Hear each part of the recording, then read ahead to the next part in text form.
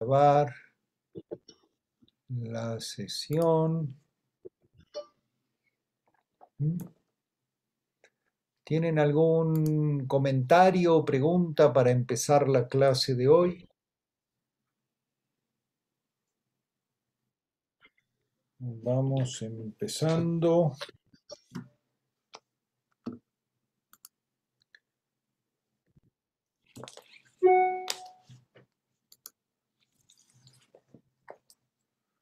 Muy bien.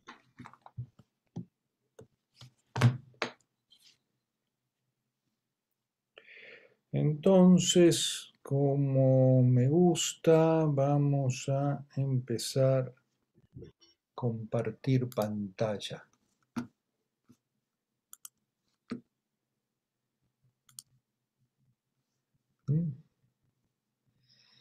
Muy bien. Bueno, entonces aquí estamos. Sí. Entonces, ya ven que me gustan los repasos. Entonces, lo que venimos diciendo, medimos distancias y tiempos en las mismas unidades.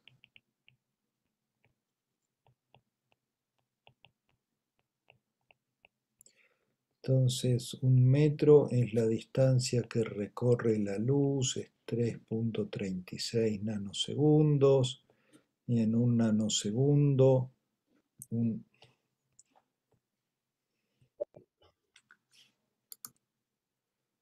un nanosegundo recorre 30 centímetros y entonces C vale 1. ¿Sí? Y bueno, podemos poner de una vez, medimos energías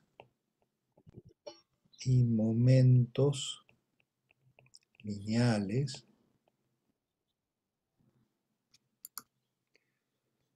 en unidades de masa.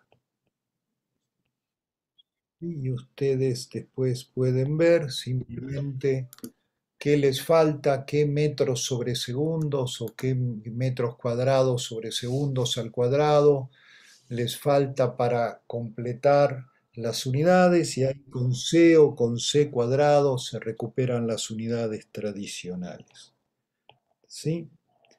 Entonces tenemos el postulado 1, ¿sí? Que es el intervalo es invariante.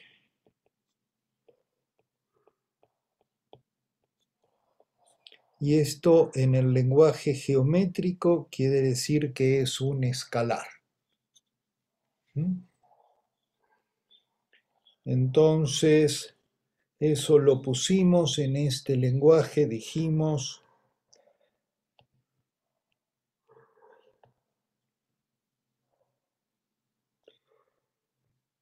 que tenemos X, que es TR en S, y X', que es T'R' en S', que son dos sistemas de referencia. Y entonces que el intervalo es invariante, quiere decir que el módulo de X es igual al módulo de X',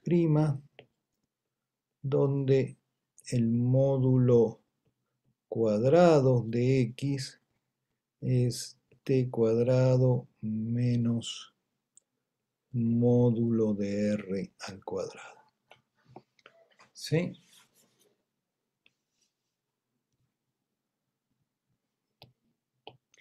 Y el postulado 2, que dice que las leyes de la física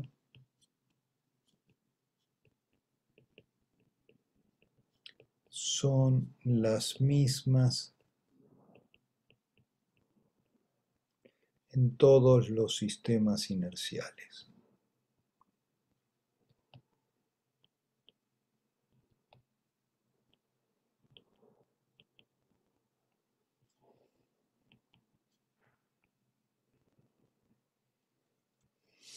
¿Sí?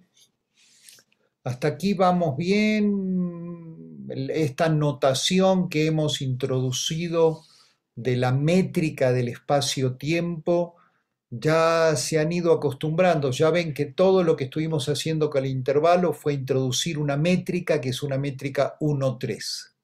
¿Sí? Tiene 3 coordenadas con un signo y una con el signo contrario.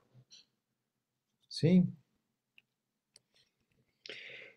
Entonces, ¿qué más tenemos? ¿Sí?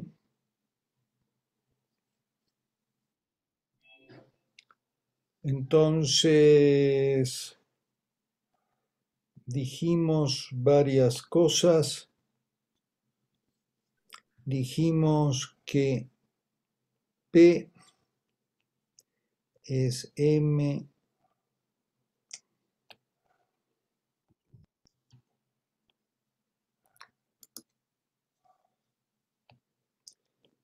delta X entre delta tau. ¿Sí? Porque estamos diciendo que el cuadrimomento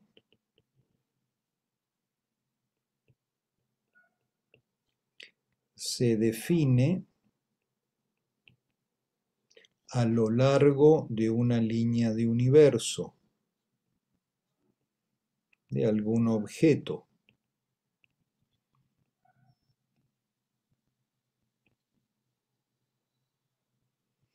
en el cual el módulo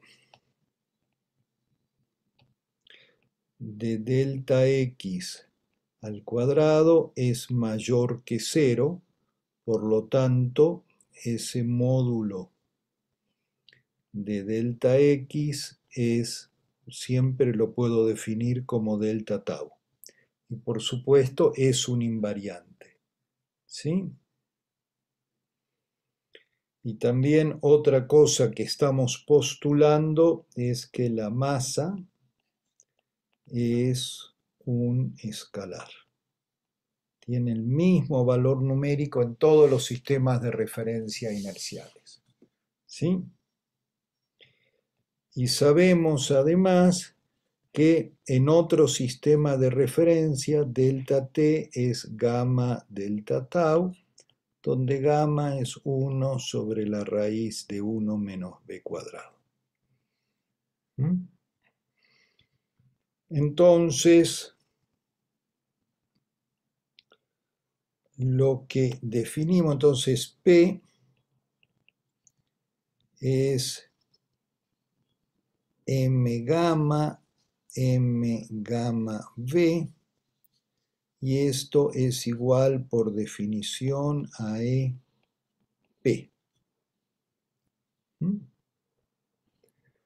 Y entonces tenemos una serie de ecuaciones muy importantes. E es igual a m gamma. P es igual a m gamma v. ¿Sí? Y el módulo cuadrado de P es m cuadrado, que es e cuadrado menos módulo de P al cuadrado.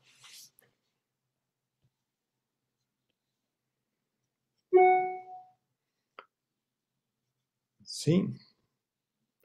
¿Tienen dudas con esto? Es importante resaltar que estas dos son definiciones. Sí, hay una pregunta, un comentario. Yo la duda, profe, pero es más con las transformaciones de Lorentz. Ahí vamos a las transformaciones de Lorentz. Ahora vamos. Ok, ¿Sí? ok. Entonces, estas son definiciones y por consistencia simplemente P es el momento. Muy bien, eso es Un excelente comentario. E es la energía y P es el momento lineal. ¿Sí? Y lo pueden ver porque cuando V, si V es mucho menor que 1, gamma es aproximadamente 1 y P es mv, muy aproximadamente mv, el momento lineal usual que estudiaron en mecánica, ¿sí? Ese de que la fuerza es dp en dt en la mecánica newtoniana. ¿Está bien?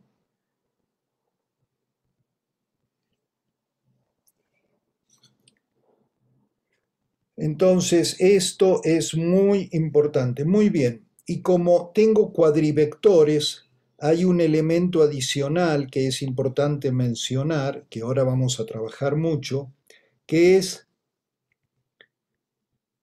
la energía y el momento totales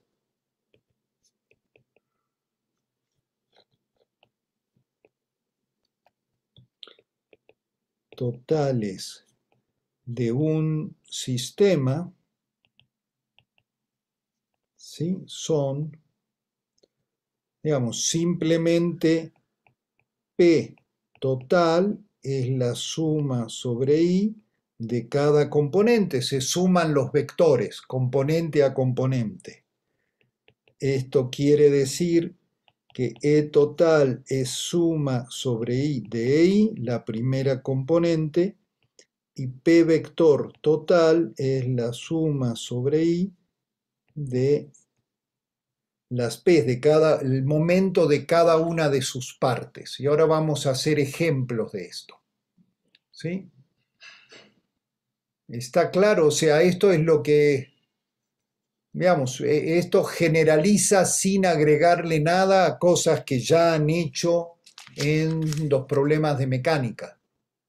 ¿Sí? La energía, entonces tengo un vector y si tengo dos vectores, sumo componente a componente. Eso es todo. Entonces tengo dos cuadrivectores, sumo componente a componente.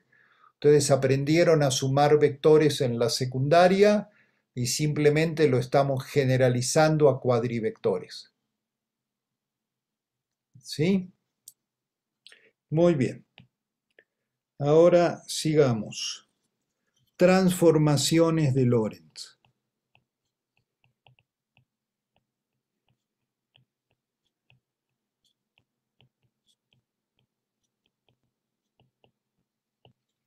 Entonces tenemos un sistema S con coordenadas cada evento TR y otro sistema S' con coordenadas T'R' de los eventos, y V es la velocidad de S'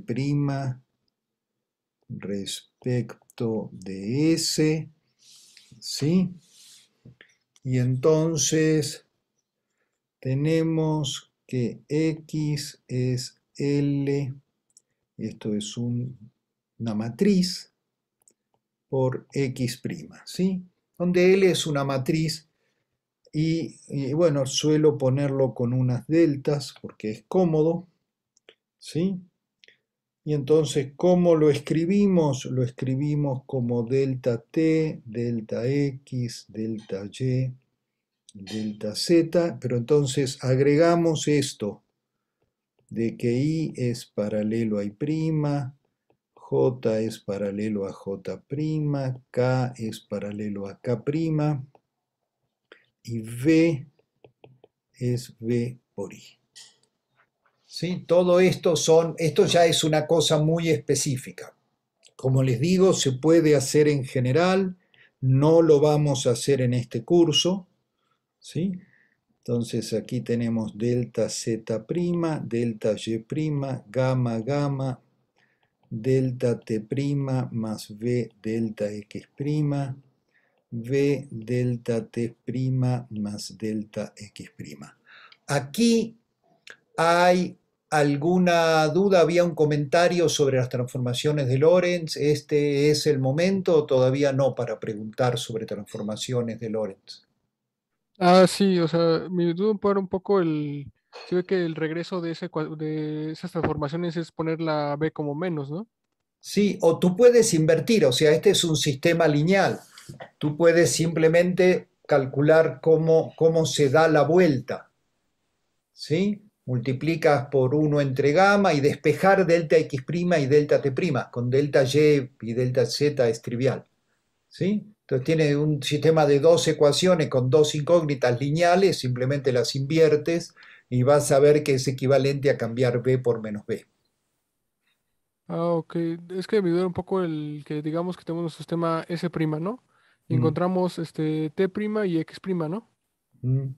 A Y ver, por alguna razón también sabemos la velocidad de S' con respecto a S.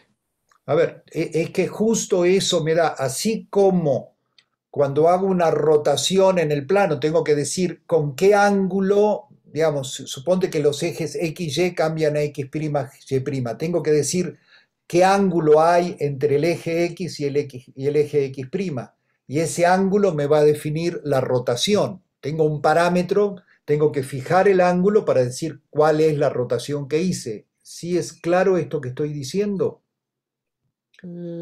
Sí, sí, sí, solo es un poco como pensarlo, pero Sí, a es que ver, me causa conflicto que de repente es como que tengamos la velocidad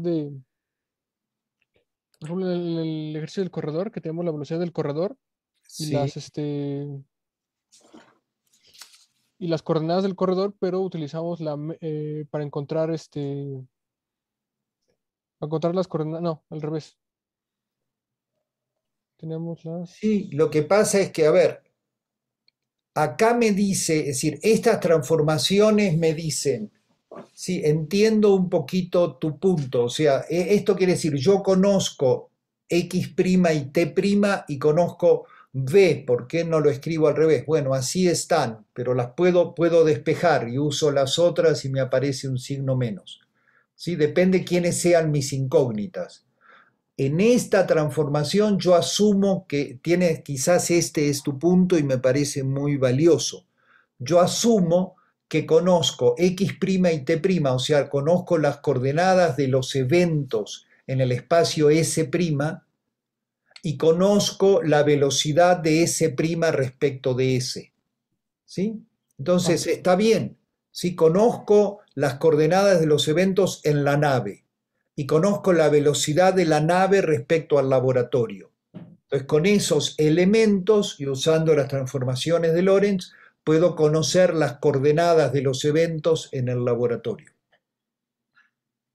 ok, ok. Mi duda es que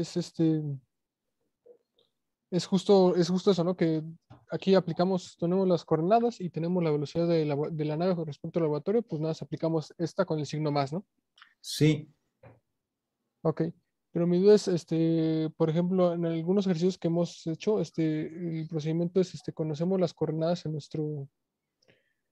en laboratorio. nuestro sistema y conocemos la velocidad del sistema, pero aplicamos el menos. Sí, porque es que depende qué información tengamos. ¿Conozco X y T o conozco X' y T'? ¿Sí? O uno puede decir, bueno, a ver, pero las etiquetas con prima y sin prima son arbitrarias. Está bien, entonces, ¿para dónde? Es decir, porque fíjate que esta V no tiene es decir, V puede ser cualquier número real entre, entre -1 y 1. ¿Sí? Entonces, Sí, yo sí, no sé qué signo tiene. ¿Sí? Entonces, simplemente depende para dónde se está moviendo, ¿no? Es decir, sí, yo puedo ahora referirme al revés.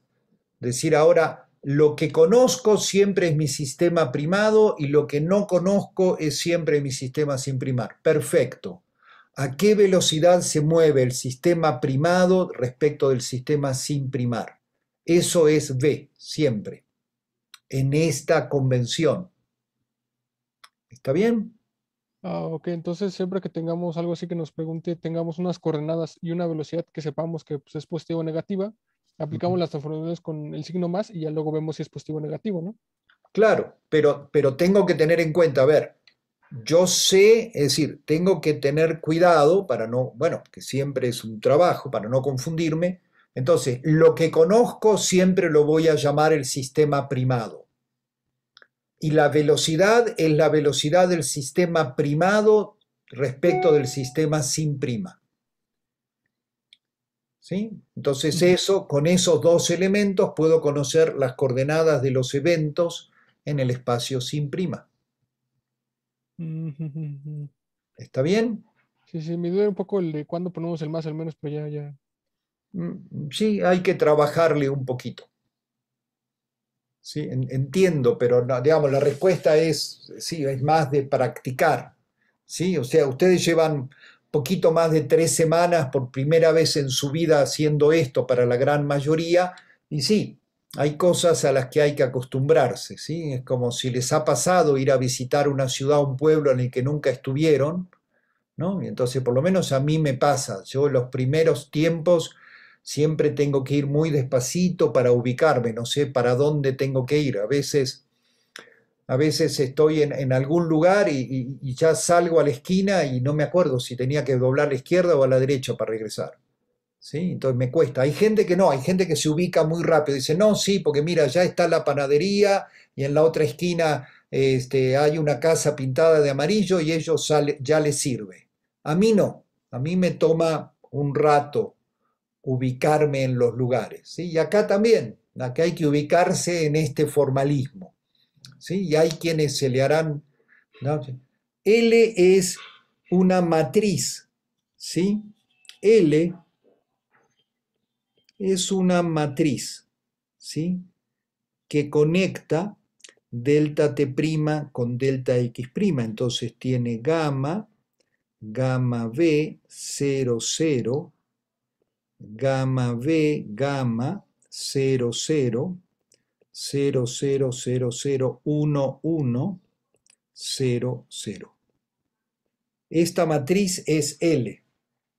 Y ustedes pueden ver que si yo escribo delta X prima como delta T, delta X, delta Y, delta Z, y multiplico por esto, delta T, son todas primadas estas, ¿sí? Se va a satisfacer esta relación.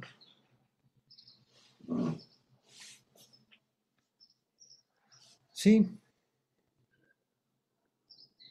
Es una forma, digamos, no lo vamos a usar mucho más en este curso, pero no quise dejar de mencionarlo. ¿Sí? Y es más, aquí mismo es muy fácil, como P es M delta X entre delta tau, y M y delta tau son escalares, heredan las transformaciones, y me acuerdo entonces que P es EP. Y entonces, ¿cómo me va a quedar? Me va a quedar E, PX, PY, PZ igual. ¿Sí? Y acá tengo P'Z, P'Y, gamma, gamma, E' más V, P'X, VE' más P'X. ¿Sí? Y es simplemente las mismas transformaciones ahora para las componentes del cuadrimomento energía-momento, del cuadrivector energía-momento. ¿Sí? Porque simplemente multipliqué por dos escalares, m y uno entre delta tau. Entonces las heredo directamente.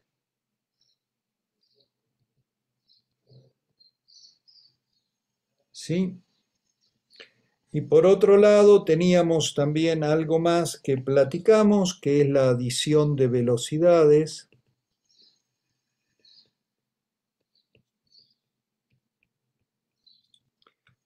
¿Sí?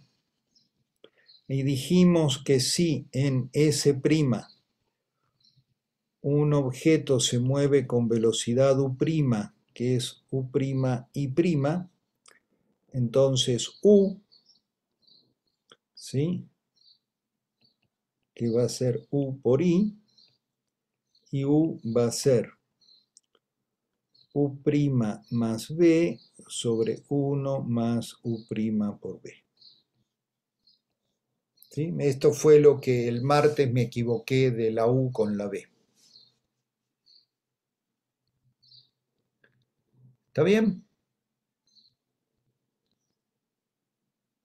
Entonces aquí tenemos las transformaciones de Lorentz. Ya tenemos casi todo. ¿Sí?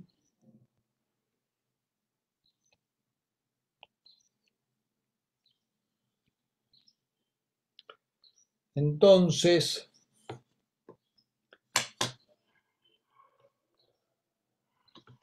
quiero ahora ponerles, a ver, un sistema. Vamos a tener dos bolas de plastilina que están viajando en mi sistema de referencia. Algo que me faltó poner en las notas fue simplemente que la energía cinética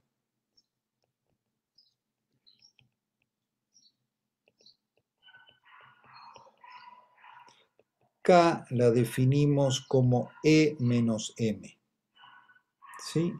Porque M es la energía en el sistema de referencia en que el objeto está en reposo, ¿sí?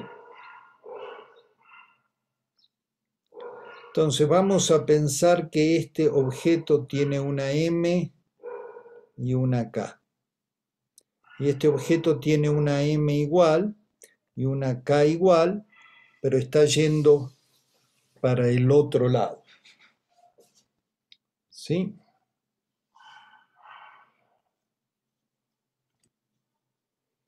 Entonces hay varias cosas que podemos hacer aquí. Podemos sumar. A ver. Entonces, en este caso, ¿sí? Vamos a tener una P1 y una P2. ¿Sí? Ahora, si las dos K son iguales, las energías voy a tener una E1 que es M más K y una E2 que es M más K. ¿Sí? También en este caso porque elegí un ejemplo muy sencillo. Entonces, E1 es igual a E2, ¿sí? En este ejemplo, ¿sí? Y recordamos que M cuadrado es E cuadrado menos P cuadrado, ¿sí? Entonces,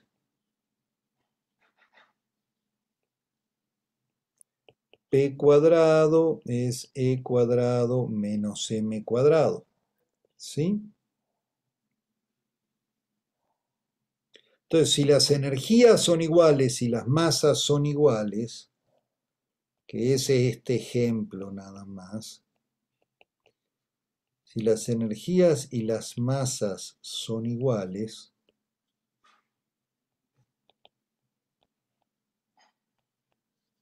entonces en magnitud P1 es igual a P2 y en este ejemplo P1 vector es igual a menos P2 vector. ¿Sí? Por cómo elegí las cosas para hacer un primer ejemplo. ¿Sí? Entonces ahora me pregunto, ¿cuánto vale la energía total? ET es E1 más E2 y eso vale 2M más 2K. ¿Sí? Y el momento total. Disculpe, profesor. Aquí la K sí es un vector, ¿no? No, no, la K es una energía cinética, es un número. Es que no me, o sea, sí entiendo por qué P1 vector sería igual a menos P2, Ujú. pero no entiendo de dónde, o sea, de lo que sabemos, de dónde vendría eso. O A ver, sea, como, la energía, es decir, yo estoy dándoles estos datos. Estoy diciendo que este objeto en mi sistema de referencia tiene una masa m y una energía cinética. La masa no depende del sistema de referencia, la energía cinética sí, y tiene una energía cinética acá. Y este otro tiene otro. Acuérdense de que la energía cinética newtoniana es un medio de mv cuadrado. ¿Se acuerdan? Sí, acá no, acá es K, se define simplemente como E menos M. ¿Sí? Estos son los datos que yo les doy. creo que ya vi, creo que ya entendí, es porque P es igual a la masa por gamma por la velocidad, ¿no? Sí, Ah, ok, y entonces, sí, es que es un vector. ¿Sí? como no había visto eso, sí, gracias. Muy bien. Entonces, el momento vectorial total es P1 más P2. Y en este caso es cero. ¿Sí? Justo porque elegí dos objetos que se mueven a la misma velocidad en magnitud, pero con direcciones opuestas. ¿Sí?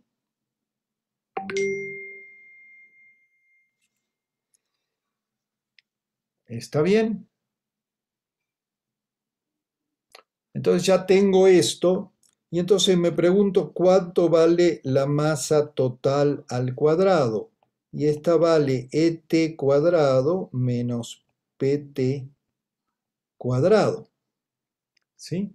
Pero PT es cero y esta vale ET cuadrado. ¿Sí? De donde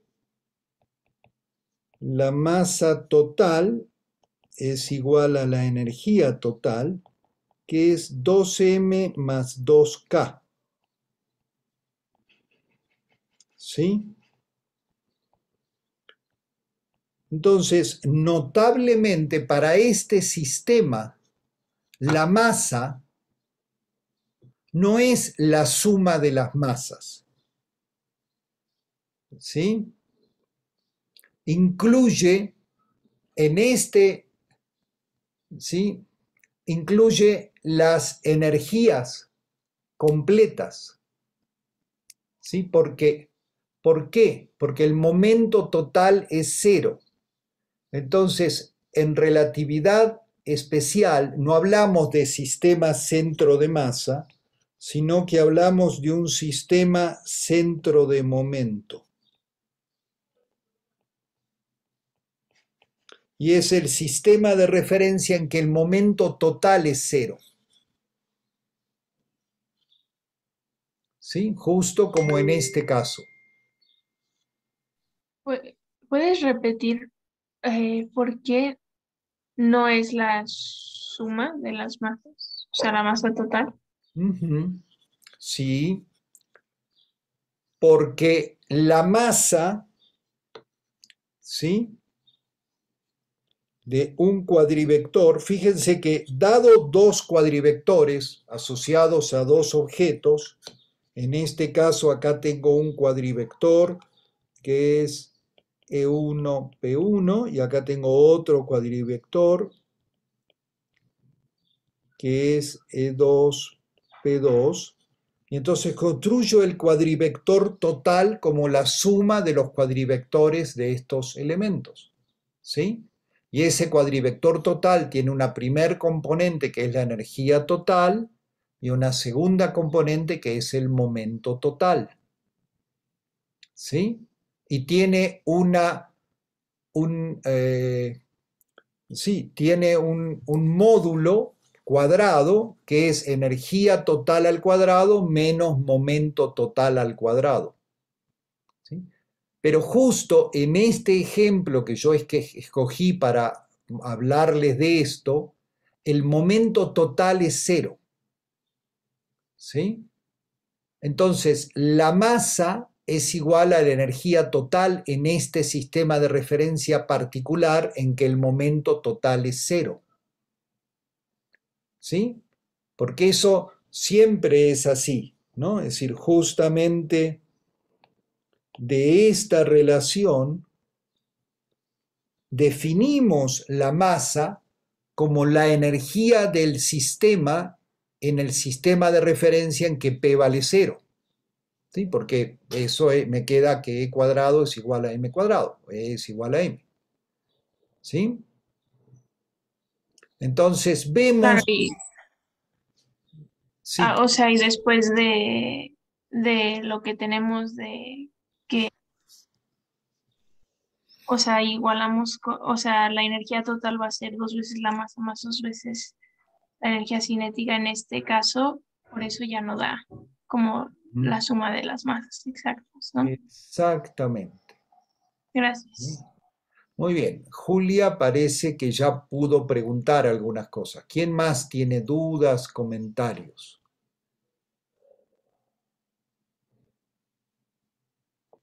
Bueno, entonces vamos a seguir practicando. ¿Sí? Entonces, vamos a recordar.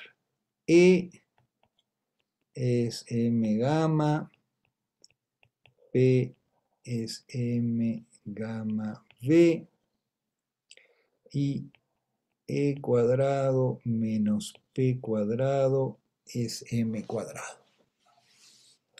¿Sí? Y después, E total es igual a la suma sobre I de las EIs. Y P total es la suma sobre I de las P's. ¿Sí?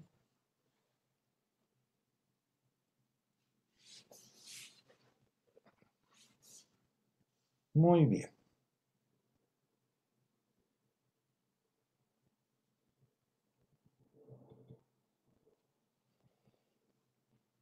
Entonces ahora vamos a tomar unos ejemplos. Ejemplo 1. ¿Sí? Entonces acá tengo M1, P1, ¿sí? Hacia allá. Y M2, P2, también viajando hacia allá. ¿Mm? Y entonces, ahora voy a decir que M1 es igual a M2 y es igual a 6 kilogramos, ¿sí?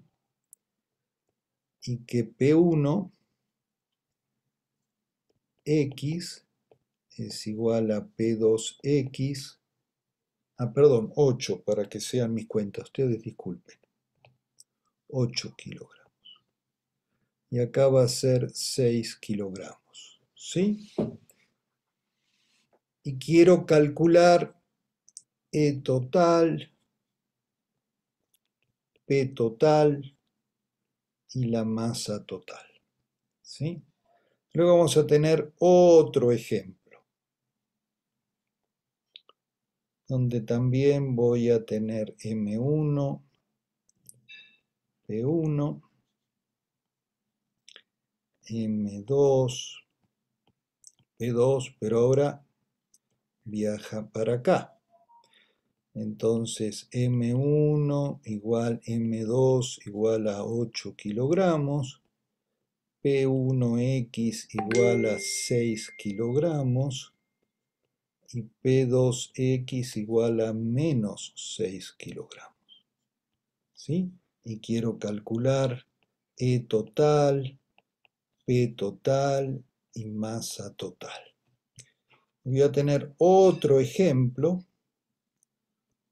donde voy a tener M1, P1,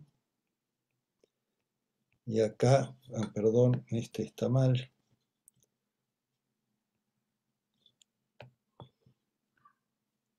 Y aquí ahora lo voy a poner acá. Ya voy a tener M2P2.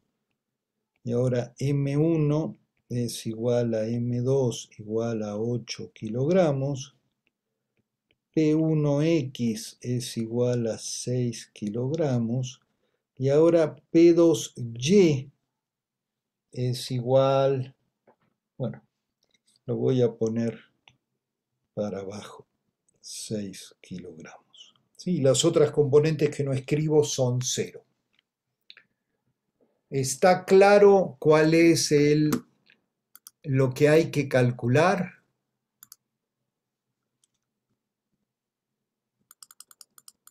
¿Sí? Muy bien. Entonces, los voy a asignar a grupos y tienen 5 minutos para resolver estos 3 ejercicios. ¿Está bien? ¿Tienen dudas antes de ir a los grupos? Pero todavía puede esperar unos segundos, es que estoy terminando de copiar la última. Ah, porque a ustedes no les queda esto a la vista cuando van a los grupos. No, Ah, bueno, entonces terminen de copiarlo y me avisan cuando terminan de copiarlo. ¿Sí? Ya creo que, bueno, yo ya, pero no sé si alguien más Bueno, todavía. y algo más que falta aquí, pero bueno, que es obvio de arriba, pero es que la masa total al cuadrado es E total al cuadrado menos P total al cuadrado. ¿Sí? Es lo mismo de lo de arriba, pero para hacerlo muy explícito. ¿Pudieron copiar todos los 3 ejercicios? Sí. Sí, muy Disculpe, bien. profe, creo que nada más rápido le pueda regresar a la página pasada para anotar algo.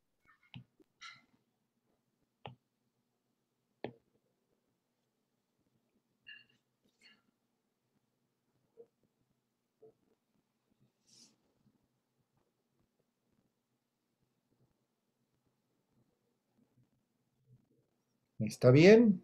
Yep, muchas gracias. Sí, ¿Alguien más necesita algo de la página pasada o de esta página? No, muy bien. Entonces van a los grupos, a las 10:50 regresamos aquí.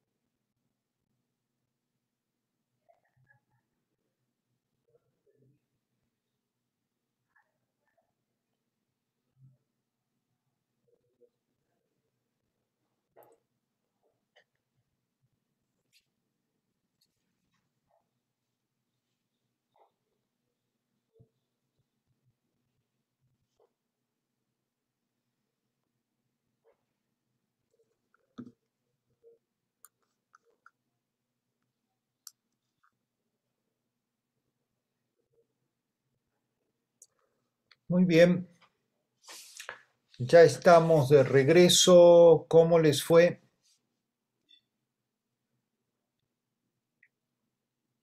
¿Pudieron hacer los tres o no les dio tiempo? En el caso de nuestra sala no nos alcanzó el tiempo. ¿Y cuáles pudieron hacer? El 1. Todos pudieron hacer el 1. Muy bien. Y hay otros que pudieron hacer otro. Muy bien. Entonces vamos a repasarlos juntos. ¿Sí? Entonces primero queremos calcular E1. ¿Sí? Entonces E1 cuadrado, vemos que es M1 cuadrado más P1 cuadrado. ¿Sí? Y eso es 8 al cuadrado más 6 al cuadrado y eso me da 100. De donde E1 es 10 kilogramos. ¿Sí? Y como los numeritos son iguales, E2 también.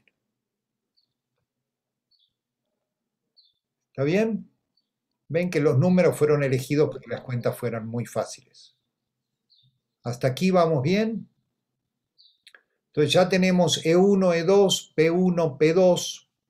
Entonces E total 1, que es simplemente E1 más E2, es 20 kilogramos.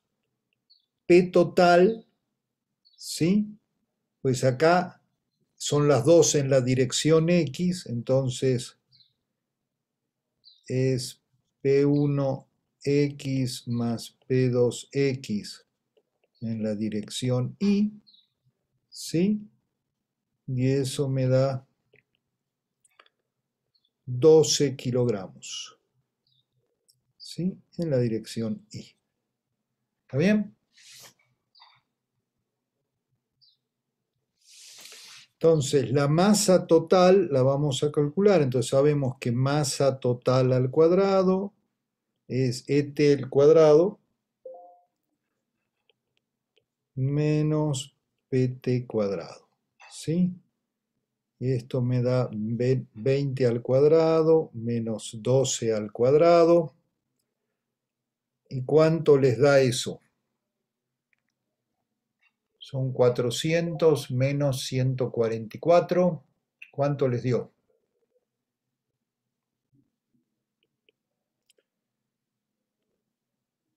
256.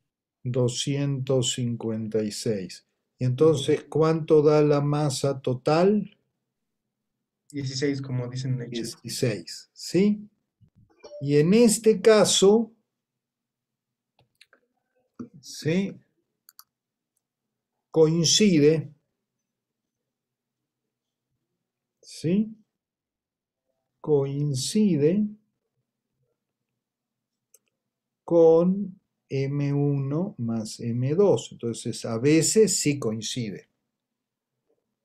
¿Sí? ¿Está bien? Entonces, hasta aquí está todo claro. Esta es muy fácil y todos los resultados dicen, bueno, hasta aquí no hay nada raro, ¿no? El segundo ejemplo es mucho más cercano al que hicimos en el ejercicio anterior. ¿Sí? Entonces ahora de vuelta necesitamos calcular E1. ¿Sí? Y en realidad los números son los mismos. Es M1 cuadrado más P1 cuadrado me va a dar de vuelta 10 kilogramos. Y de vuelta, como en magnitud las P's son las mismas, entonces de vuelta esto es igual a E2. ¿Sí? ¿Hasta aquí vamos bien? Entonces, la energía total de vuelta es E1 más E2 y de vuelta es 20 kilogramos. P total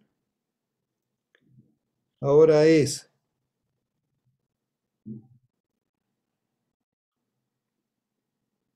P1X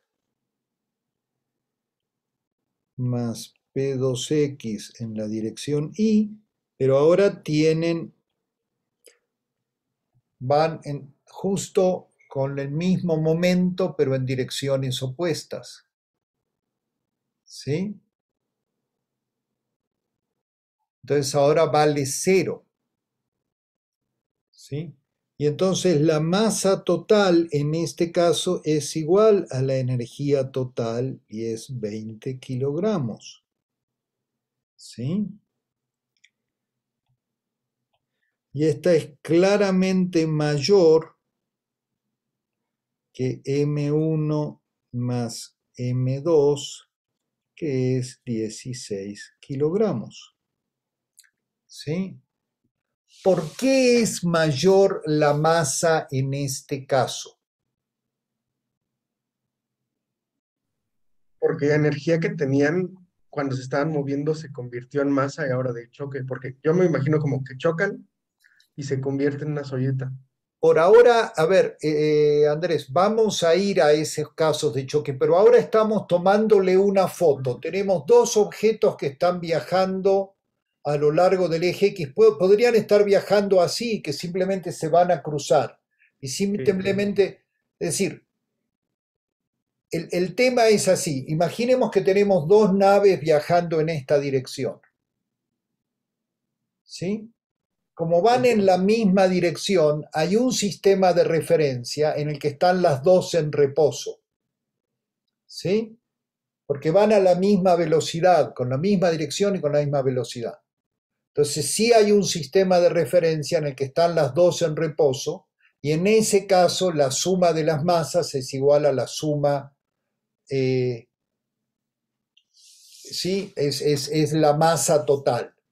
Pero cuando las tengo así, no hay ningún sistema de referencia en el cual estén en reposo. En este caso elegimos uno donde vienen, en nuestro sistema de referencia se están acercando a la misma velocidad, tienen el mismo momento y la misma masa. ¿Sí? Pero si me voy al sistema de referencia donde este está en reposo, entonces esta se va a mover mucho más rápido. ¿Sí? O al revés. Pero no hay ningún sistema de referencia en que las dos masas puedan estar en reposo. En cualquier sistema de referencia siempre va a haber una energía cinética. ¿Sí? Y esa energía cinética siempre va a contribuir a la masa total. ¿Sí? Y esto simplemente hace más completo. Uno dice, bueno, ¿qué es la masa? Entonces, ¿qué es la masa? ¿Sí? Y esto solo nos complica más. Yo no tengo una buena respuesta. Es decir, tengo la definición.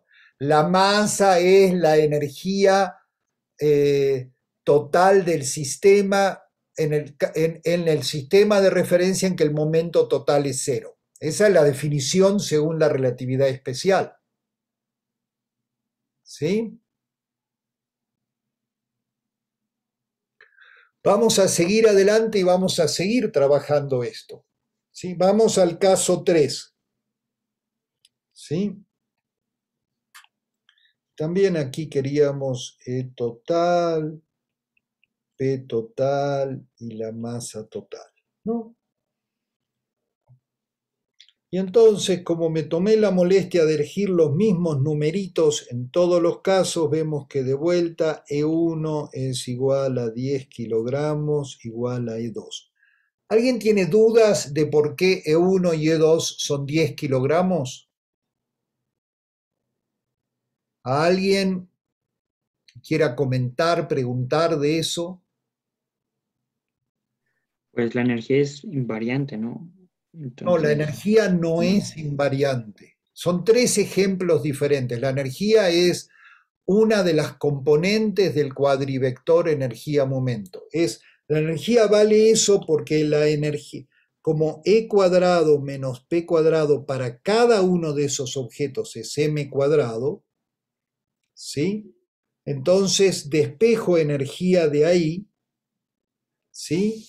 Y energía es M cuadrado más P cuadrado, que es esto que hice ahí, para cada uno de los objetos.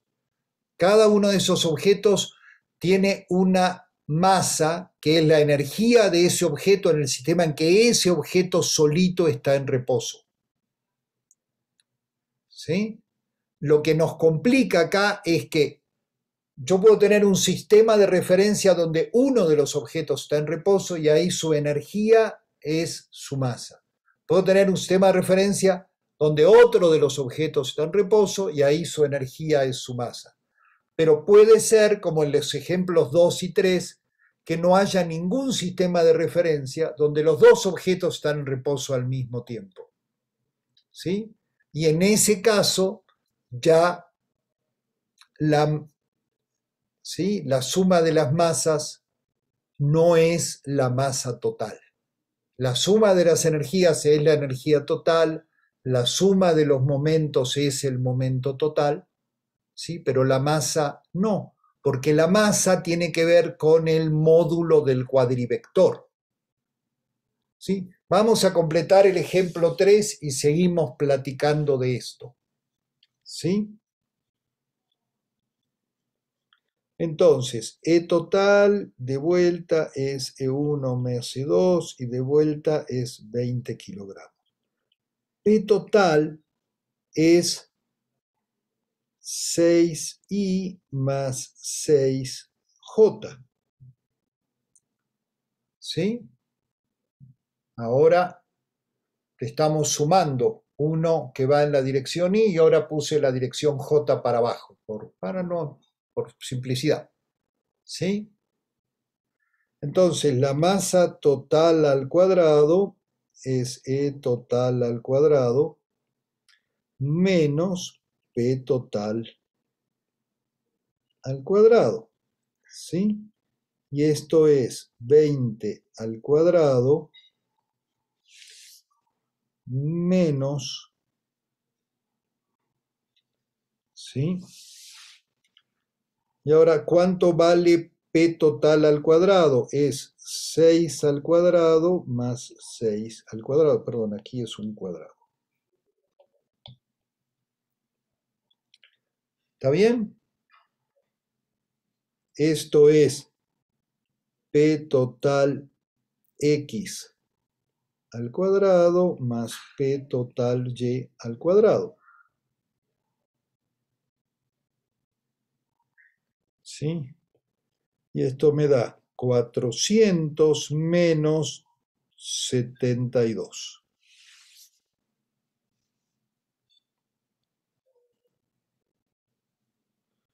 ¿Sí? Y esto es 328. ¿Cuánto vale la raíz cuadrada de 328?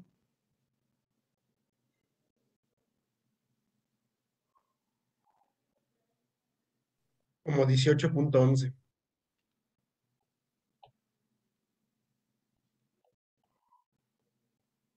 Y vemos que aquí es intermedio. Aquí también es mayor que 16,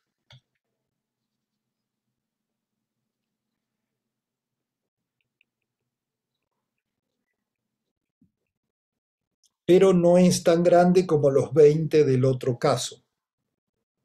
¿Sí?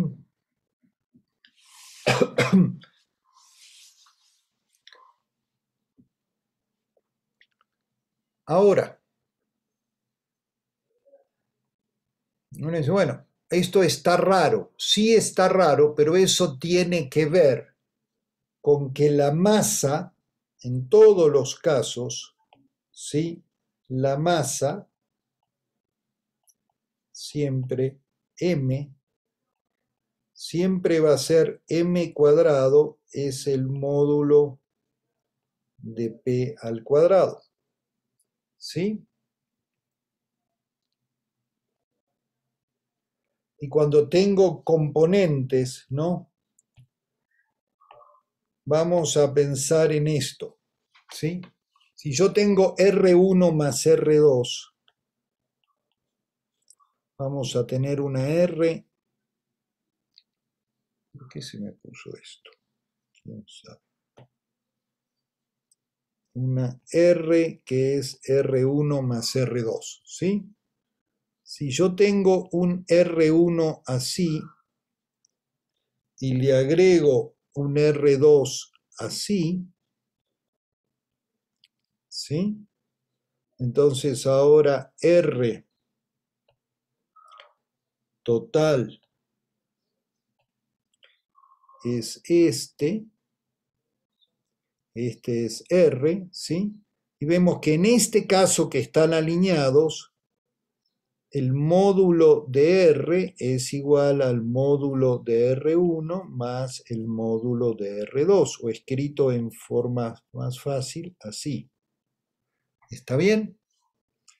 Pero ¿qué pasa si elijo de otra manera? Ahora si elijo R1 así, ¿sí?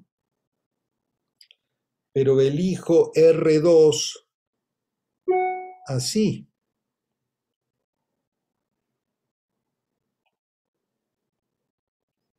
¿Sí?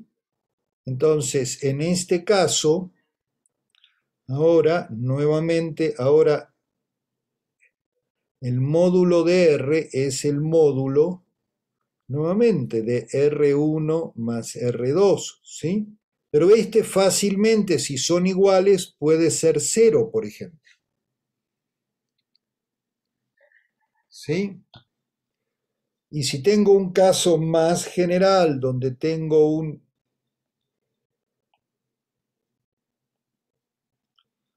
R1 y un R2, ¿sí? Que aquí van a formar, a ver, esperen que esto voy a quitar.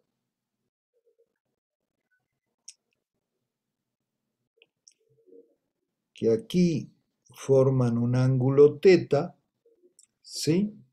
Entonces, yo sé que el módulo de R1 más R2 al cuadrado es R1 cuadrado más R2 al cuadrado más 2R1 R2 coseno de θ. ¿Sí? ¿Se acuerdan de eso? ¿Sí? Porque esto que está acá es simplemente 2 veces R1 punto R2. ¿Sí? Y eso tiene que ver con el módulo cuadrado de R, que es R punto R. ¿Sí? ¿Está bien? Esto es geometría en el plano. Esto, digamos, yo le estoy haciendo esto rápido porque asumo que esto que es geometría en el plano es conocido para ustedes. ¿Eso es así? ¿Sí? Entonces, fíjense que, por supuesto, la suma de las magnitudes de dos vectores, ¿sí? No es igual a la magnitud del vector suma, ¿Sí? O sea, en general, este es el punto. En general, el módulo de R1 más R2 es diferente de R1 más R2. Solo son iguales cuando están alineados. ¿Sí? ¿Está bien? Sí, esto respecto de vectores de geometría usual en el plano, ¿es claro eso? ¿Sí? Que el módulo, aunque yo tengo dos vectores con tamaño claro, pero su suma puede ser cero si son del mismo tamaño y apuntan en direcciones opuestas, o puede valer cualquier cosa entre cero y la suma de las magnitudes. ¿Sí? Eso es lo que se llama la desigualdad del triángulo. ¿Está bien? Ahora, cuando cambiamos de notación, Me parece que hay una duda en el chat. a ver, ¿por qué la masa total se calcula? Ajá, muy bien, eso vamos, justamente, ¿sí? MI MI cuadrado, es el módulo cuadrado de PI. Y esto es EI cuadrado menos PI cuadrado, ¿sí? Y esto es el equivalente en 4 dimensiones de las RIs, ¿sí? R1, R2, ¿sí?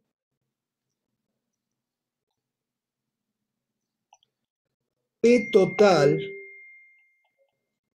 es la suma sobre I de las PIs, ¿sí? La masa total al cuadrado, por definición, es el módulo de P total al cuadrado, ¿sí? Nada más que es este módulo peculiar que tiene un signo menos. Esto es E total al cuadrado menos P total al cuadrado. Es la misma ecuación, usamos acá y acá, porque es como calculamos, igual que, fíjense, aquí decimos que RI módulo cuadrado es XI cuadrado más Y cuadrado, por ejemplo, ¿sí? Y R total al cuadrado es X total al cuadrado más Y total al cuadrado. ¿Están de acuerdo con eso en el plano? ¿Sí? O sea, siempre usamos la misma definición para las componentes de los diferentes vectores. Puede ser un vector individual o la suma de los vectores. ¿Sí? Nada más que aquí es muy extraño porque estamos usando, digamos, ya nos acostumbramos, porque ya han visto ustedes geometría desde la secundaria, que hay un radio que es el módulo de un vector, es la distancia entre dos puntos. ¿Sí? Yo puedo sumar vectores. Pero ahora, desde hace ya más de 3 semanas, usamos cuadrivectores. ¿Sí? Y el módulo de ese, en vez de llamarlo como uno lo llamaría una P, no, lo llamamos masa. Uno dice, pero masa es el kilo de masa de tortilla, masa es la masa de un tabique, masa es lo que yo peso cuando me subo a la balanza. ¿Cómo se les ocurre llamarle masa al módulo de un vector? Bueno, resulta que en relatividad especial esto es consistente, es una generalización de esa masa de F igual M por A que usamos todos en sus cursos de mecánica y vienen usando desde la secundaria. ¿Sí? pero resulta que geométricamente, y el significado solo es geométrico porque la relatividad es solo geometría, ¿sí? Y entonces ocurre esta cosa tan extraña, donde ahora el módulo del vector es masa. Y uno dice, pero yo masa lo usaba para todas otras cosas, nunca lo usé para el módulo de un vector. Sí, pero en relatividad especial, esta es la forma donde termina quedando la masa. ¿Sí? Y entonces la pregunta ¿qué es la masa? Se pone cada vez más complicada, en lugar que pasa con todas las teorías de la física y de la ciencia. Sofisticamos las teorías y cada vez se nos hace más difícil decir de qué estamos hablando. ¿Sí? Las teorías se vuelven numéricamente más predictivas y conceptualmente más incomprensibles. ¿Sí? ¿Sí? Si se sienten desconcertados y confundidos, bienvenidos al club. ¿Sí? Entonces hay que acostumbrarse a que esa masa es el módulo del vector. Entonces la masa individual de un objeto es el módulo del cuadrivector energía-momento de ese objeto. ¿Sí? Y coincide con el valor de la energía en el sistema de referencia donde P vale 0. Y la masa total es el módulo del cuadrivector energía-momento total. ¿Sí? Esta es de las partes más difíciles de esta sección, o sea, ustedes ya se acostumbraron a la relatividad de la simultaneidad, se acostumbraron a la dilatación del tiempo y a la contracción de las longitudes, y ahora agregamos masas, y ahora tenemos esta masa que es esta cosa matemática. ¿Sí? Y esto funciona. A ver, Luis Pablo, ¿esto ayuda a responder tu pregunta?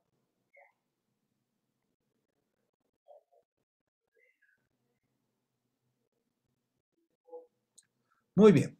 Entonces, ahora sí, vamos al último elemento que vamos a ver en este curso. ¿Sí? Sí, el concepto, bueno, tienen las próximas décadas para trabajar el concepto. A ver, esto es igual que cuando... A ver, es no solo Einstein, todo el tiempo, toda la física. ¿Sí? A ver, en realidad, desde el principio, cuando Newton postuló F igual m por A y dijo que había una fuerza entre el Sol y la Tierra, él mismo y tanto él como sus críticos dijeron, pero ¿qué te tomaste? ¿Cómo va a ser que el Sol interactúa con la Tierra si no la está tocando, si no hay un lazo que los jala? ¿Cómo va a haber una acción a distancia? Y la respuesta de Newton fue muy honesta, dijo, no tengo la más remota idea, pero miren que bien funcionan las ecuaciones. ¿Sí? Y durante 400 años quedó la cosa de, bueno, ¿y qué es la acción a distancia? No había una respuesta hasta que Einstein introdujo la relatividad general. Y uno dice, no, esto es una curvatura del espacio-tiempo y se propaga a una velocidad finita, ¿no? Si hay una perturbación. Sí, a ver, Fernando, depende quién sea tu profesor. Conmigo sí, recuerda que hay profesores que creen que sí entendemos. Entonces a eso les tienes que dar el avión y poner las respuestas. Y ellos piensan que la respuesta es la que está escrita en el libro de esa materia y es la que están pensando en ese momento, que es lo mismo que aprendieron desde la primaria. La respuesta correcta es la que está en la cabeza de mi profesor o profesora. ¿Sí? No importa lo que sea eso. Si yo quiero aprobar el examen, tengo que darle el avión y poner lo que espera leer. ¿Sí? Entonces, si contesto eso, se va a poner contenta y si uso otras palabras, me va a decir que estoy mal. ¿Sí?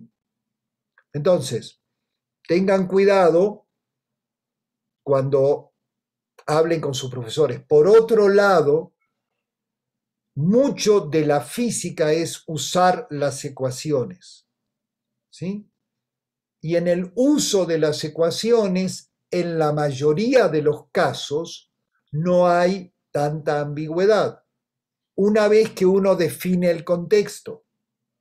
O sea, ¿cómo voy a describir un choque de dos objetos? ¿Con la mecánica newtoniana o con la mecánica relativista? Tengo que decidir eso. Las cuentas van a ser diferentes, pero una vez que decido eso, hay un procedimiento único para hacer las cuentas. ¿Sí? Y lo mismo va a pasar, y eso pasa en todo. Entonces yo defino el contexto. Imagínense que ustedes van con un balón con sus amigas, amigos a la cancha. Tienen que decir qué van a jugar. Van a jugar básquetbol, fútbol, voleibol, ¿sí? Entonces tienen un balón, pero tienen que decidir, bueno, cómo van a hacer. Entonces, de acuerdo a qué juego van a jugar, van a ser las reglas. ¿Sí? Y la ciencia es igual. Uno quiere atacar problemas y tiene tiene que decidir qué juego va a jugar. ¿Sí? Esa siempre es la decisión más difícil. ¿Sí? Porque no hay algo a priori, no, este problema siempre, no, yo los problemas los puedo mirar desde muchas formas y todas me van a dar respuestas interesantes, que bien pueden ser contradictorias, ¿sí? Y uno dice, pero ¿cómo si hiciste las cuentas, cómo te van a dar? Bueno, es que depende de qué cuentas hago, es qué resultados obtengo. Entonces y siempre a la hora de tratar un problema interesante, considero ciertos elementos y dejo afuera otros.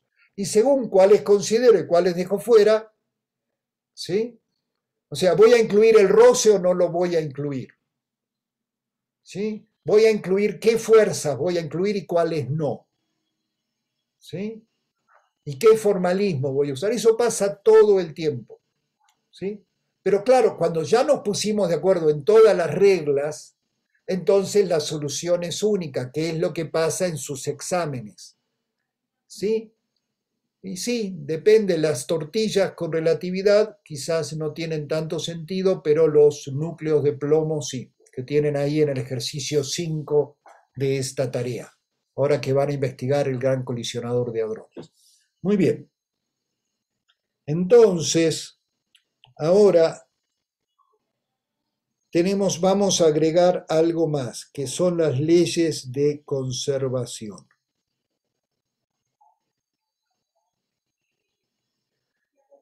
Y esto es muy sencillo porque esto es lo que ya han usado. En un sistema cerrado y aislado,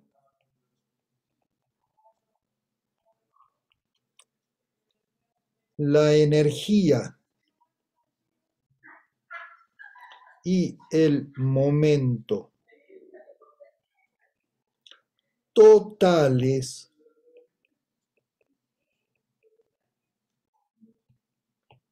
se conservan independientemente de lo que pase allí adentro. La energía y el momento totales siempre se conservan. ¿Sí? Pero para eso primero teníamos que trabajar con energía y momento totales, ¿sí? Primero, lo más difícil no es usar las leyes de conservación. Eso es muy fácil, ustedes ya lo han hecho en sus cursos de mecánica, ¿sí? Lo más difícil es entender estos conceptos del cuerpo, ¿sí? Entonces, si hay un choque, un decaimiento,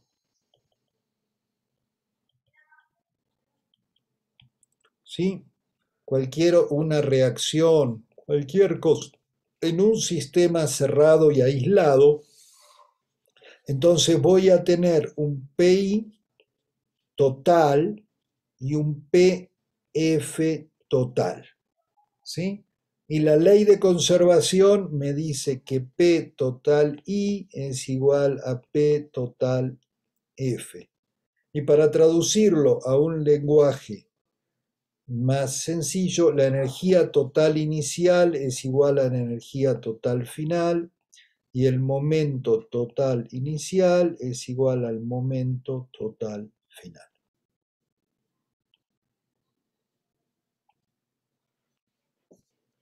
¿Sí? Esto es la generalización de la primera ley de Newton. ¿Sí? En un sistema inercial, si no hay fuerzas externas, ¿sí? Puede haber fuerzas internas que hagan, o sea, yo puedo tener dos pelotas que vienen así, chocan y se van así, o puedo tener dos pelotas unidas por un resorte haciendo esto, ¿sí? No importa. O puedo tener un electrón dando vueltas alrededor de un núcleo con una interacción electromagnética, pero el sistema completo lo estoy mirando como aislado, ¿sí? Entonces, la energía y el momento totales del sistema completo se van a conservar, ¿sí?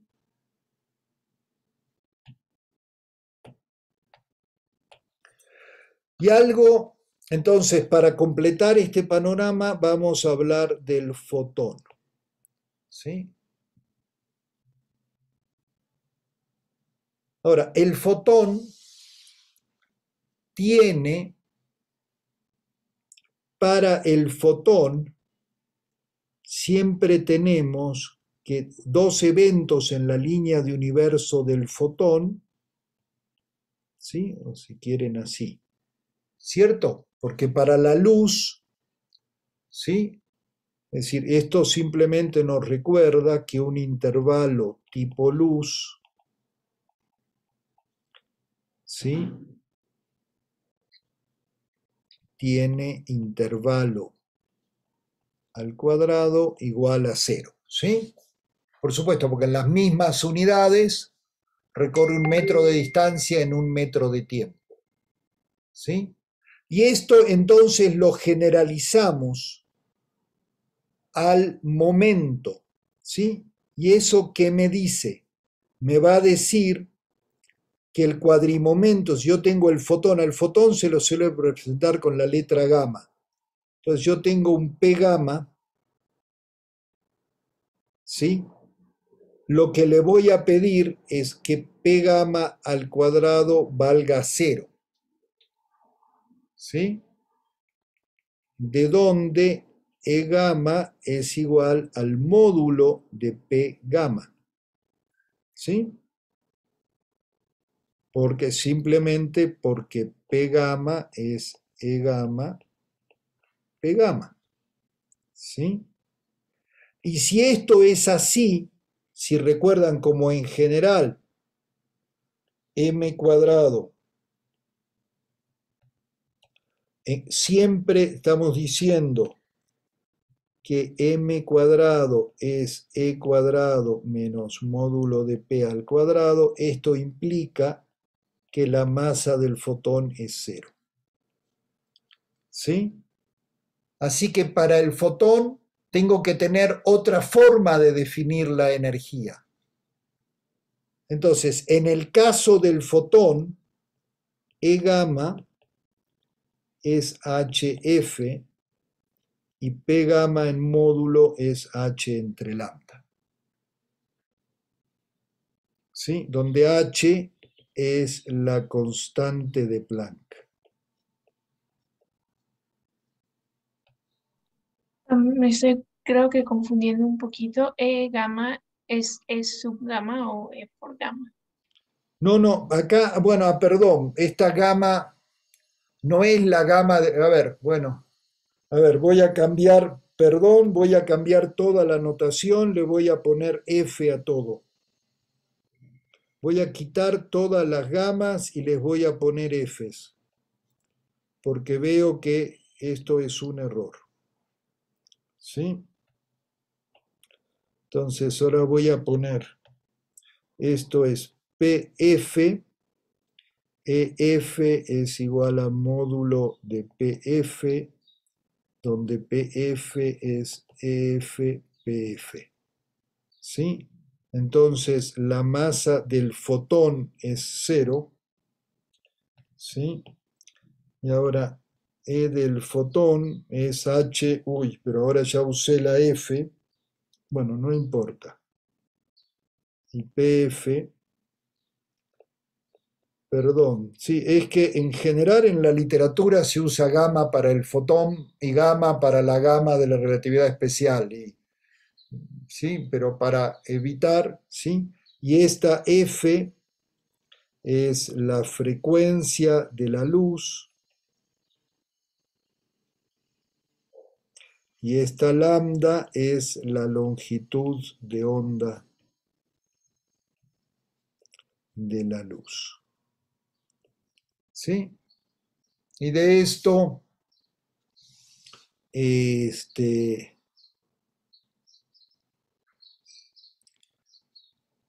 se puede hablar mucho, pero no, en esta parte del curso no lo vamos a usar, lo vamos a volver a usar para esto. Entonces, lo único que nos interesa es que, aunque la masa es 0, sí tengo una forma de definir la energía y el momento. ¿Sí? O sea, para los campos electromagnéticos, ya espero que hayan tomado, si se acuerdan, la energía promedio por unidad de volumen de una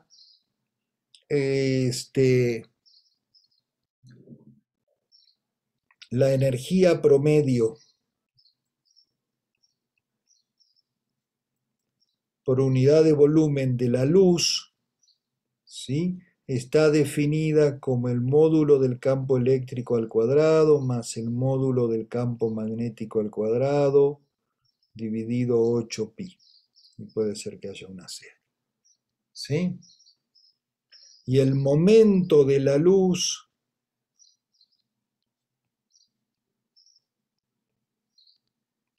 ¿sí? Está asociado al vector de Poynting,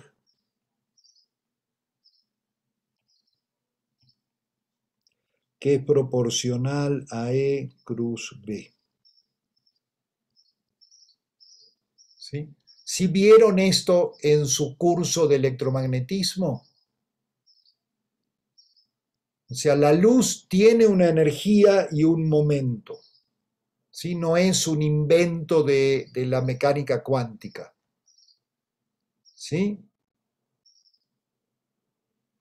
Entonces, simplemente vamos a hablar luego de los fotones en más detalle en otra parte del curso, pero por el momento lo único que nos importa es que a los fotones les podemos asignar una energía y un momento, ¿sí?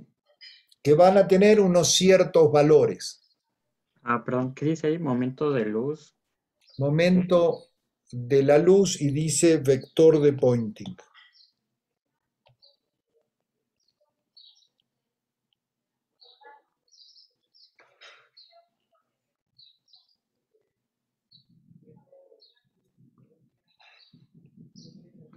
¿Sí?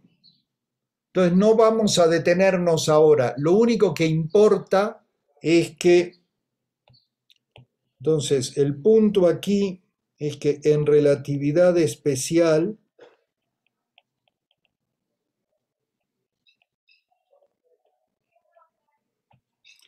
el fotón es una partícula con energía y momentos bien definidos.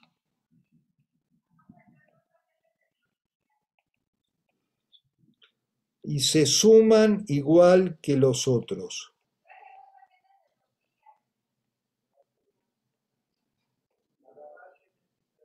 ¿Sí?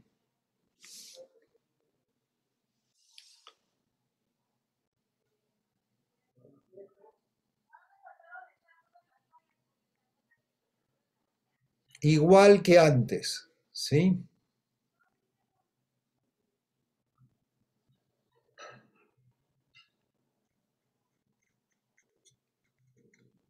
Y entonces con eso todas las cuentas salen, ¿sí?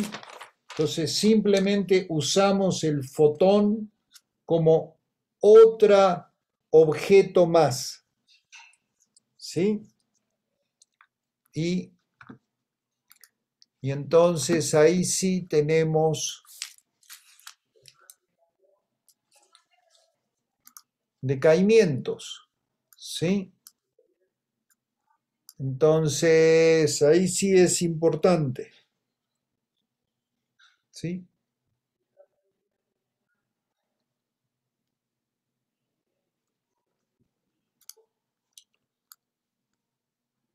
Entonces, ¿han intentado hacer los problemas de la tarea? Hasta ahora Uno, sí, primero. ajá, 1 y 2. ¿Y pudieron hacerlos? ¿Han tenido dificultades? El 1 sin problema. ¿Mm? ¿Cómo van los demás? Todo sale con esto.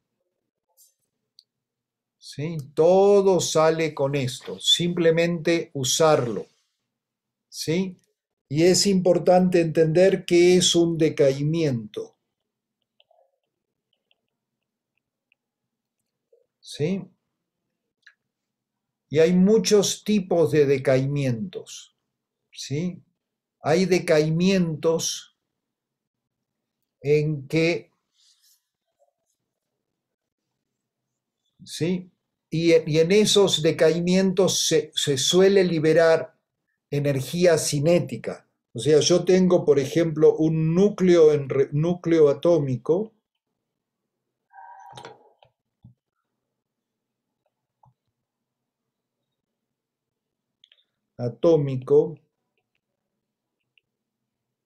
en reposo, ¿sí? Por ejemplo, puedo tener uranio 238, ¿sí? Y este puede decaer espontáneamente. ¿Qué quiere decir decaer espontáneamente? Que se rompe en dos trozos, ¿sí? Si estaba en reposo, si este estaba en reposo, estos dos trozos van a tener que ir en direcciones opuestas, ¿sí? ¿Por qué? Porque esto va a tener una energía inicial y un momento inicial, ¿sí? Si ese momento inicial es cero y esto es todo lo que hay, entonces la energía total inicial es simplemente EI y el momento total inicial en este caso es cero, ¿sí? Y entonces acá voy a tener un P1 y acá voy a tener un P2, ¿sí? Y esto va a tener un M1 y un M2, ¿sí? Y en este caso, para este núcleo, la masa inicial es igual a la energía inicial porque el momento es cero, ¿sí? Y entonces, como el momento, y entonces, como PI total inicial tiene que ser igual a PI total final, si este es cero, ¿sí? Si este es cero, esto va a implicar que P total final es cero, ¿sí? Y como P total final es P1 más P2, pues esto va a querer decir que P1 es menos P2. Entonces siempre, si se rompe en dos, van a tener que salir en direcciones opuestas, ¿sí? Por conservación del momento, ¿sí? Y si M1, es decir, suele ocurrir, es muy, muy común, ¿sí? Que M1 más M2 sea menor que la masa inicial. Esto es muy común.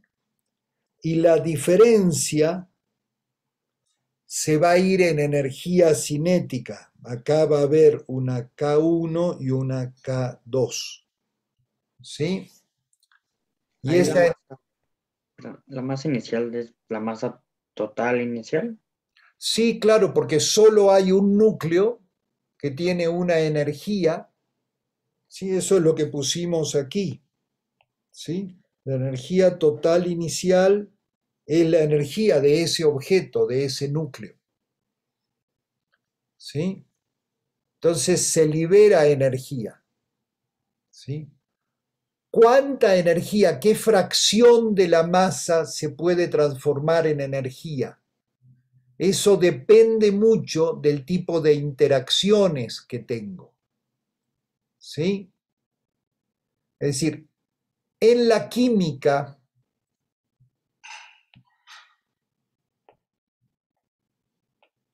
¿sí? Entonces, en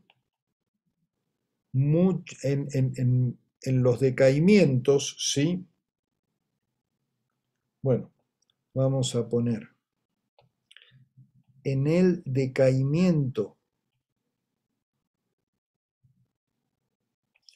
de un núcleo, ¿sí? En general, porque esto es lo que permite que decaiga espontáneamente, M1 más M2, y estos son los productos finales,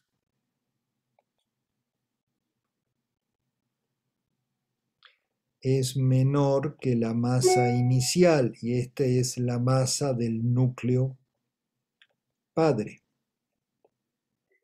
¿Sí?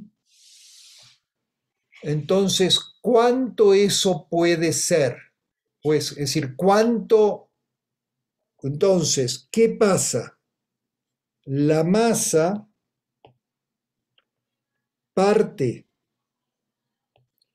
de la masa inicial, se transforma en energía cinética. ¿Sí? Y eso siempre, si un decaimiento puede ocurrir espontáneamente siempre, y eso se puede usar, ¿no? Esa energía se puede transformar en calor y mover una turbina, por ejemplo, ¿no? Es decir, calentar agua para mover una turbina, ¿sí? Que es como funcionan las centrales nucleares, ¿sí? Ahora, ¿no? Ahora también puedo tener reacciones, ¿sí? Puedo tener reacciones donde tengo A más B que da C más D, ¿sí? Y si esta reacción es exotérmica, ¿sí? Quiere decir que libera energía, ¿sí? Exotérmica. Sí, exotérmica quiere decir que libera energía, ¿sí? Y puede transformarse, ¿no? Ahora,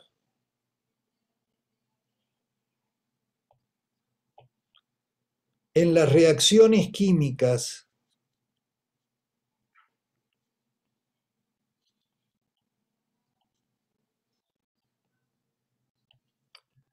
la energía liberada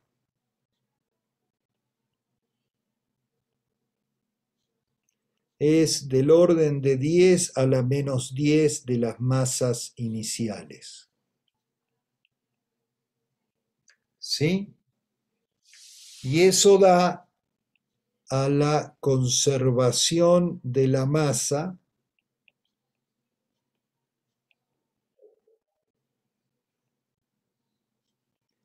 en las reacciones químicas.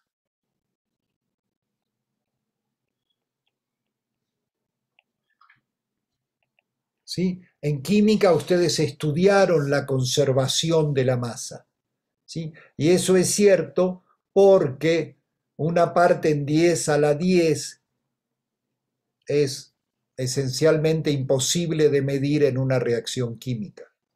¿Sí?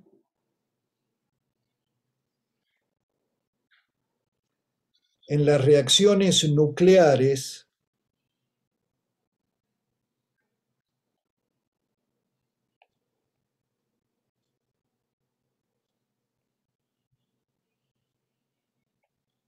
¿sí? La energía liberada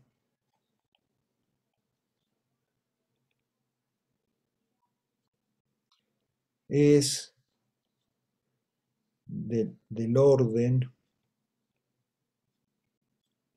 de 0,1% a 1% de la masa inicial. Y eso es un montón de energía. ¿Sí? Esa es la descripción de cómo se genera, así se genera la energía en el Sol. ¿Sí? Hay 4 protones que van a dar lugar a un núcleo de helio que tiene 2 protones y 2 neutrones, ¿sí? Más 2 positrones, más 2 neutrinos del electrón. ¿Sí?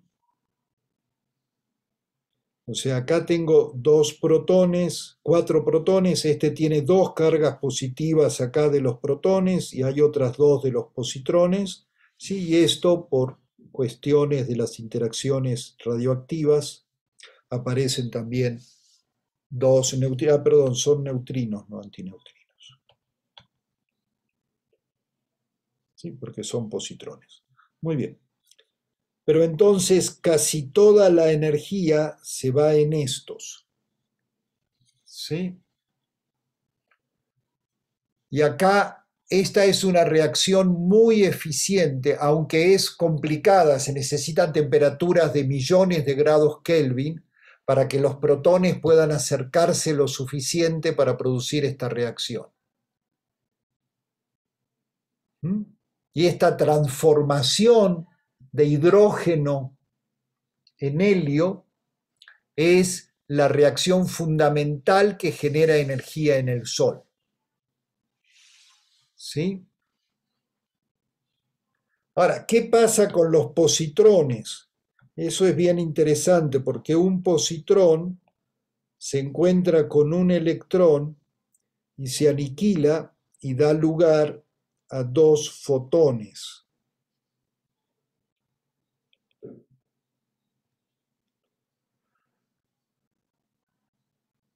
¿Sí?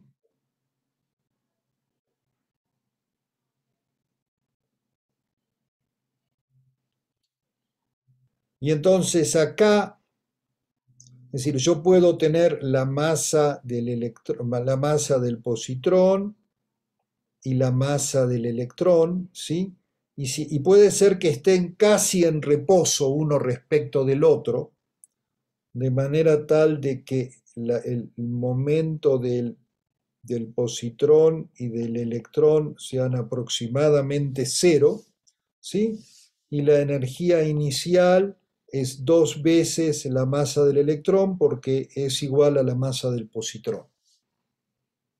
¿Sí? Y el momento inicial es 0. Entonces, ¿qué es lo que pasa al final? Que sale un fotón viajando hacia allá y otro necesariamente en la dirección opuesta, si es cierto que el momento inicial es aproximadamente 0. ¿Sí?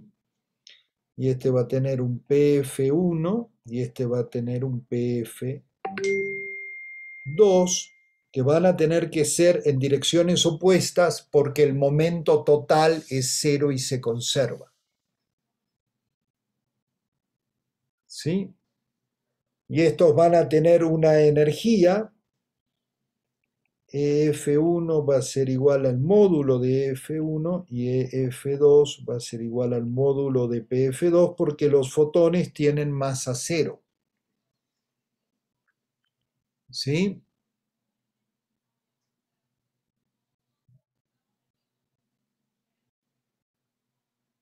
Y esto se llama la aniquilación, electrón-positrón. ¿Sí? Así se llama, aniquilación,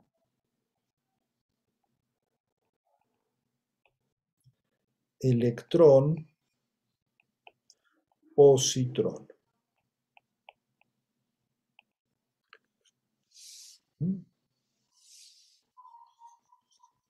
Y este esquema es la base de lo que se llama la tomografía por emisión de positrones, que es PET por las siglas en inglés, Positron Emission Tomography, ¿sí? Que es una técnica bastante estándar ahora. Hay un laboratorio en Facultad de Medicina en la UNAM, pero ya hay cámaras PET en muchos lugares. Y lo que se hace es inyectarle una droga al paciente que tiene núcleos que decaen radiactivamente emitiendo positrones. Y esos positrones, o sea, el cuerpo humano está lleno de un montón de átomos que tienen un montón de electrones, y entonces muy rápidamente el positrón se encuentra con un electrón y se aniquila. ¿Sí? Y la mayoría lo hace casi en reposo. Entonces salen 2 rayos gamma que son detectados, ¿sí? Y es muy fácil ver, ¿sí? Que como en módulo PF1, si acá P inicial fue 0,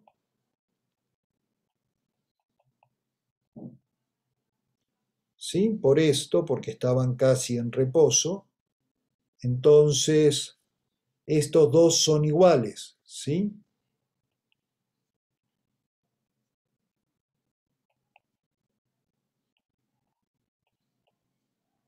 ¿Sí? Entonces en módulos son iguales, y entonces las energías de estos, EF1 es igual a EF2, y la energía de cada uno es justo igual a la masa del electrón.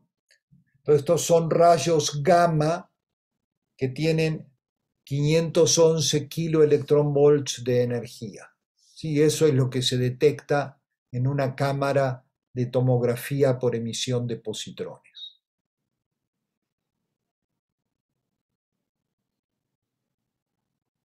Pero, o sea, detectan los rayos gamma y ¿qué les dicen? Es que es muy interesante. Los químicos y los químicos farmacobiólogos son tan hábiles que hacen que estos átomos que tienen núcleos radioactivos estén en unas moléculas que van a ir a ciertas partes del cuerpo que interesa investigar, al corazón, al riñón, al hígado. Y entonces hay 2 cosas. Primero van a poder ver cómo recorre en el cuerpo este líquido que le inyectaron a uno en la vena y qué tanto se va llenando el riñón, qué tanto se vacía, ¿sí? Pero además, cuando se hace una tomografía usual, se mandan rayos X que atraviesan el cuerpo de lado a lado y se detectan del otro lado, y lo que se hace es mandar rayos X en muchas direcciones y luego reconstruir. Acá tienes la fuente de rayos gamma adentro del cuerpo. Y entonces eso atraviesa también, y también da mucha información de los tejidos que atraviesa. ¿Sí? Entonces, claro, los colegas que se dedican a esto, hay toda una rama de la física médica que se dedica a hacer esto, tienen modelos que les permiten reconstruir las imágenes tridimensionales. ¿Sí? Entonces, esto tiene 2 partes. Una es la fuente de rayos gamma está dentro del cuerpo. ¿Sí? Eso tampoco es tan bueno porque el cuerpo se te queda un rato radioactivo, pero normalmente son isótopos de vida media muy corta, que hay que producir en el mismo lugar donde se va a hacer justo para no tener mucho tiempo una fuente radioactiva dentro del cuerpo, porque eso puede producir daños celulares graves, ¿sí? Más graves que los rayos X, porque los fotones emitidos por los positrones tienen más energía que los rayos X, ¿sí? Entonces, tiene la ventaja de que la fuente está dentro, pero que además puede dar información sobre todo el procesamiento de las sustancias químicas que se usaron con las que se combinó ese elemento que va a tener el núcleo radioactivo que emite positrones. Entonces, da información en tiempo real de cómo se están absorbiendo y eliminando en diferentes órganos del cuerpo esas sustancias que se inyectaron. ¿Sí? Entonces, es una información doble, ¿no? Una de cómo se procesa en el cuerpo y otra de, al emitir, tienes una fuente interior que atraviesa diferentes tejidos y permite reconstruir cómo están los tejidos. Va, gracias. Bueno, dudas, comentarios.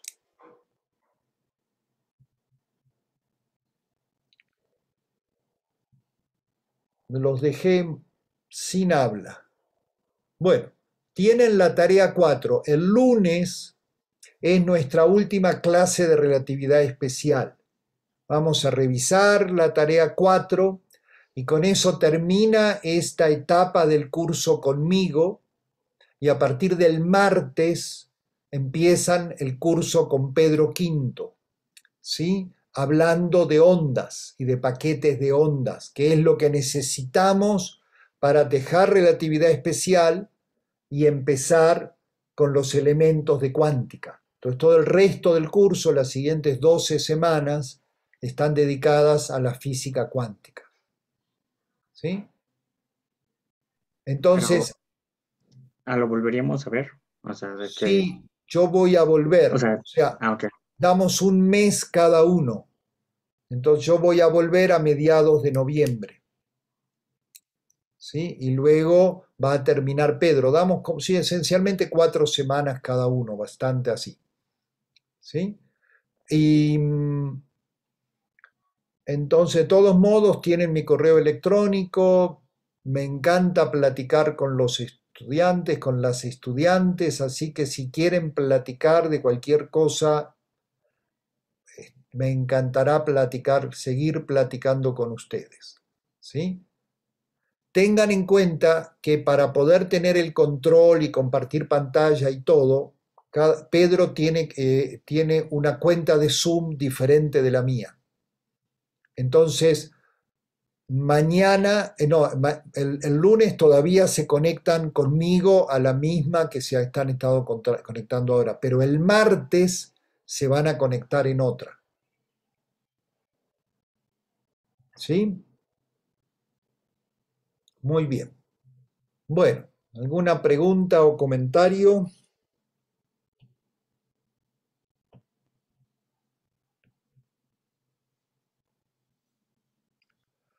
Muy bien, entonces que tengan un bonito fin de semana, trabajen todos los ejercicios, tienen todos los elementos para resolver los problemas de la tarea 4. El último de todo es una investigación que tienen que hacer, ¿no?